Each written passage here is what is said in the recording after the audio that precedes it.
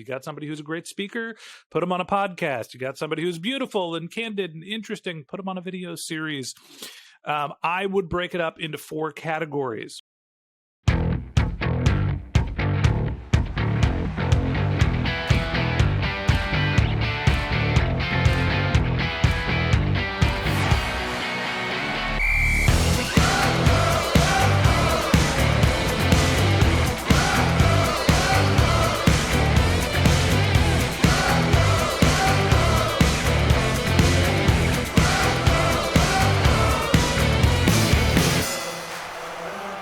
Welcome to Counterpunch. My name is Phillip Thune, CEO of Textbroker and the Commissioner of the Digital Marketing League.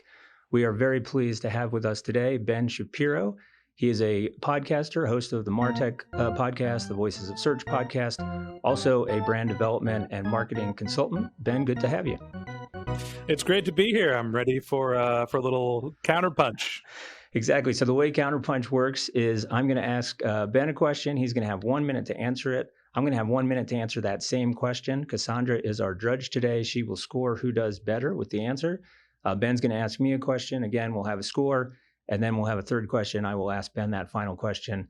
We'll both have that 1 minute to answer, and we will see who wins this round of Counterpunch. All right, Ben, we're going to jump right into it. You've got 2 successful podcasts.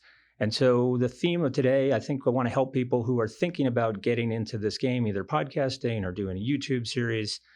Funny enough, I happen to be doing a YouTube series. So be interesting to kind of hear your answers versus, as a successful podcaster versus my answers as we're just getting started. But if you have somebody in your company who, you feel like is capable and actually wants to host a video series or a podcast, walk us through how they should figure out, what's the best structure, what's the best format? Should there be guests? Should there not be guests? Give us your thoughts on that. All right. As the clock's starting, are we ready? I think there's a couple of things that we need to think about. You need to think about the amount of resources you have, the budget, and the talent. When you're thinking about creating any sort of content marketing strategy, you need to keep in mind that no one got blog famous from one blog post. You need to consistently publish in content that is going to be differentiated. You have to understand who your customers are, and you need to find somebody who has the God-given talent to be able to produce great content that is interesting to that audience. My experience was I did a daily show for about a year, and it was focused on MarTech because I felt like it was underrepresented in the podcast space. Try to find something that's got a little bit of a different take, like a Counterpunch, but think about you're going to take 6 months to a year to develop that channel, probably half a head count at least, and that person's got to be able to talk or be pretty on stage or whatever the medium is. That's how you're going to create a great content team. Nice job. Right on time. And Ben, I think that's right. I think you covered all the basics. So Cassandra's going to put a minute back on the clock for me, start the countdown. I'm not sure how much more I can add to that. I thought that was a great answer. Maybe just talk a little bit about how we've done it. Again, we're just getting started. Textbroker is about 100-person company. So we talked about, who's the right person to do it. We've got a founder who's been an SEO expert for years and years, but he wasn't all that excited about doing it. He's German, so English is his second language. So it kind of fell on my shoulders. And then we talked about, okay, well, what am I interested in? I like sports. I like competition. So we started to develop the theme around that. Counterpunch, we've got something else called Game Changers. So everything's got this kind of sports theme, in part because I like sports. I think that's fun. And I think you want to match up kind of the format with what the host and the guest is comfortable, or what the host is comfortable with. Hopefully you have guests who are comfortable with it as well. And then, I think we put a lot of time and effort, as Ben said, into setting it all up. I'm going to go over by a few seconds, which I'm sure Cassandra's not going to be happy with, but yeah, exactly. Keep in mind that cost. I think for us, it was sort of a 5-figure investment to kind of buy all the cameras, buy all the equipment, set up this room that you could see. And definitely months, longer than you think, months in terms of making sure you had it down pat. All right, so I went way over. I'm sure that the judges will ding me for that. So I'm going to wait, Cassandra, in terms of who won that round. Can I jump in before Cassandra weighs in? Absolutely. And add something? the budget doesn't have to be $100,000 Right. in terms of all the recording materials. I do a podcast, right? I'm not recording the room doesn't matter. I bought some nice headphones and a mic. It cost me less than $1,000. The medium dictates what your technical spend is, and so that should help you figure out, what budget you have, how much you want to invest. Also, understanding the match between the medium and your customers. Sorry, go on. No. I'm glad you added that, and I think you're right. I think the budget, matches what you want to do. But I think the one thing in terms of piece of advice is don't think it's going to be kind of a snap, quick thing. Maybe there's some people who are unbelievably talented who can pull that off, but not many. So yeah, it's overnight fame takes years. Exactly. So there's going to be some investment. All right. So Cassandra has let me know, and this is not a surprise to me. Ben, you won that round. Good answer. The crowd is happy with that. I agree. There you go. All right, so we are going to jump into round two. Ben, you're going to ask me a question. Phillip, you're just starting your podcast series. You're in your video series. What's your strategy to grow? You know what? I like this question because I'm going to answer it as somebody who isn't sure this is actually going to work, and then we'll have Ben kind of give his answer for somebody who's actually done this and made it successful. So our strategy, a couple different things we've thought about. One is get great guests, and not only guests who are going to be interesting and be experts in digital marketing, because this is the Digital Marketing League, but also hopefully guests who have some following of their own and are willing to kind of promote it on our behalf. I think the one thing we've found with the Digital Marketing League, which has been really nice, is that we go all out in promoting it. We try to promote our guests. We give them a special page on a Digital Marketing League website. So we've been sort of, really generous, I think, with doing everything we can, social media, client newsletters, and literally tens of thousands of people every time we do one of these are finding out about it. And so we're asking our guests to do the same. So have the guests say, hey, listen, I'm going to get some good exposure on Textbroker, but I'm also on Textbroker's stuff, but I'm also going to help them.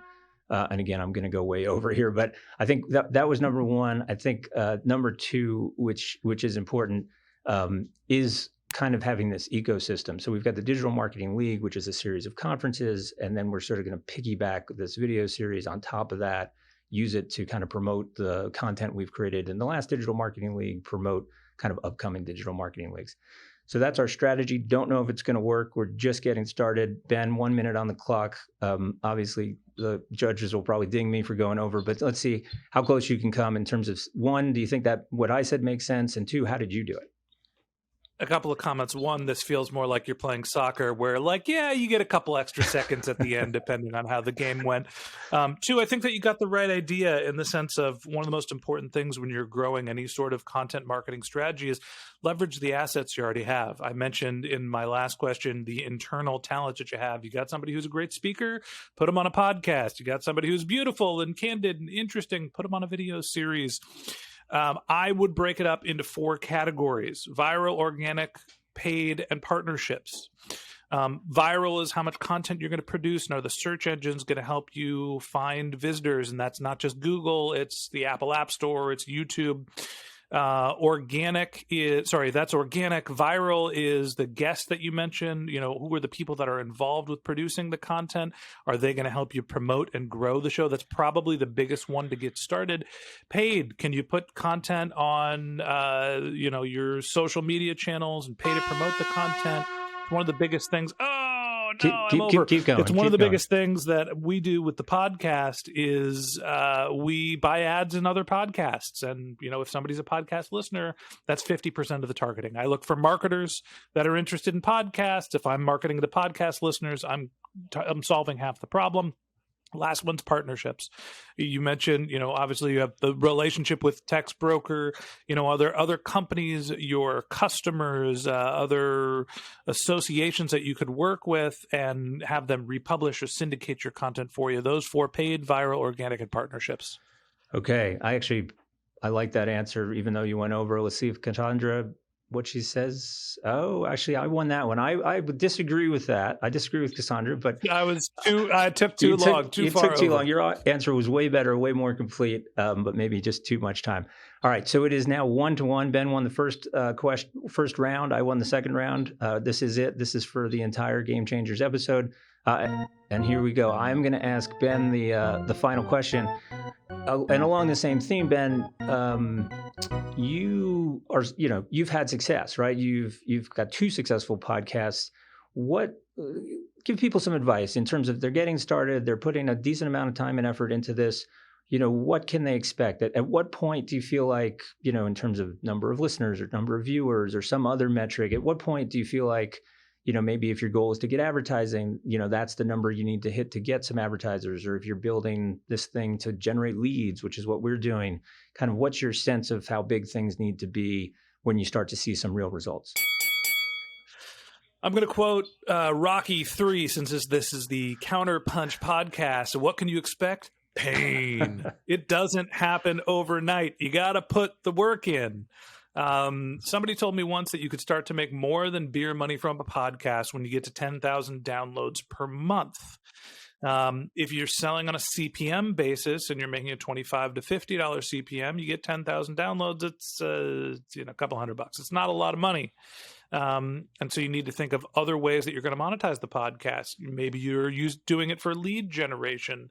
Maybe you can do what we do at the MarTech podcast. We have more comprehensive sponsorship agreements that are packages where we're retargeting our listening audience. There's other ways to make money off podcasts, but generally 10,000 downloads a month. And for us, it took us 11 months, half of my time, and about $25,000 of budget for the editor and for marketing combined, probably about $10,000 for marketing total, 0 to 10,000 downloads a month. Hey, did I get right out? on time? Right on time. I'm going to ask a follow-up before I give you my 1 minute response there. How much of those 10,000 was from, and I don't know if you know this, but roughly how much of the 10,000 was from the advertising, from paying? You mentioned advertising on other podcasts, and how much was from some of those other things you talked about, viral, organic, in your answer to the last question? So I think it's really hard to answer that question. I'll give you my intuition. First off, whenever I tell anybody what did the podcast cost, I say my first year cost about $125,000 USD. 50% of my time, let's just use a round number and call that $100,000. And then the rest was the $25,000, about $15,000 for the editor and some of the software that we use, and about $10,000 for marketing. Now, back in the day, this was like 4 years ago now, we were able to buy dollar CPMs in podcast advertising. We can't do that anymore. The lowest we can get down to is like $3 to $5. Okay. So where I was spending 10, you're going to spend 30 to 50 to get the same result. We were getting about $1 per new incremental monthly download back then. So I would expect a $3 to $5 CPM would get you one incremental download. So I'm spending now $3 to $5 to get a new listener more than I had last month. Does that answer your question? It does. No, and I think this is unbelievable information for anybody who's kind of considering this, right? Thinking about the cost, thinking about the time, thinking about the investment, thinking about what defines success, how much it might cost. No, this was great. I have my 1 minute. I'm not sure I'm going to come close to a quality answer like that. Again, just given that you've got the experience we don't, I'll say from our perspective, what is success? Why did we spend all this time and money and effort doing this? As I mentioned, we're not looking for advertisers. We're really looking to grow the Textbroker brand, this digital marketing league brand, because it's kind of backed by Textbroker. But we've had already, we haven't been doing the digital marketing league for that long. We've only had 4 online conferences. We've already found that we get 2 great benefits, even though it's admittedly not huge, or at least not yet. One benefit is making contacts with great people. So we've strengthened customer relationships. I think we've invited some of our best clients who we know are really smart about digital marketing, have great things to say. We've invited them. I think they've really enjoyed it. In some cases, they've recommended us to other people, and those other people are like, "Oh, Textbroker, Digital Marketing League. Oh, I could use some content." So I think one is just kind of the referral ecosystem, and then 2, and again, I'm going to go over 2 is getting, I think, in front of people that we would not have probably without this, right? So when you think about growing your business, number one thing, right? Get new leads, make new sales. Sometimes it can be just so hard to break through. But if your breakthrough or your intro is, hey, I think unbelievably smart, and I'd love to have you on my show or on my in my digital marketing league. That's a totally different approach. And again, I think you can't just do like a kind of a wink, wink. Oh, I'm just trying to invite you to get your business. You really do need to build that relationship. But at least it's been a great way for us to build some relationships with some really fantastic people. Who knows if business will come out of it down the line? But I think that's probably going to happen, just because we've got a service that a lot of people can use. All right, so yeah, go ahead, Ben. I think it's a great strategy. Oh, Cassandra, I'm going to cut you off. I think it's a great strategy, and I think that one of the things you could do is highlight the way that Textbroker produces content. Hey, we created this podcast for you. We're going to use the Textbroker service to modify it into a different format of content, into written content, break it up. Here are all your answers. Here's the social post. Isn't Textbroker powerful? And now people are starting to think about all the different things they can do because they have an example for the content that we all created together. Sorry to cut you off. Cassandra, who won? All right, so I'm getting word from Cassandra. And again, I'm not surprised. Ben, you won that answer. That means you win the episode. USA, USA, USA. And again, no surprise. Ben, like I said, Ben's coming to this episode as the expert. I'm coming in as the novice. So not surprised. Actually, I am surprised that I even won one out of the 3 questions. Congratulations, Ben. It was great to have you on. Thank you, Mr. Commissioner. All right. So if you like this episode, I hope you'll click the like button below. If you have any comments, please put them down there. And again, we've got links to the Digital Marketing League if you want to see all sorts of other content. Most important, if you want to stay tuned, click that subscribe button and you'll get notified anytime we release one of these new episodes. Hopefully there'll be a lot more. Thanks.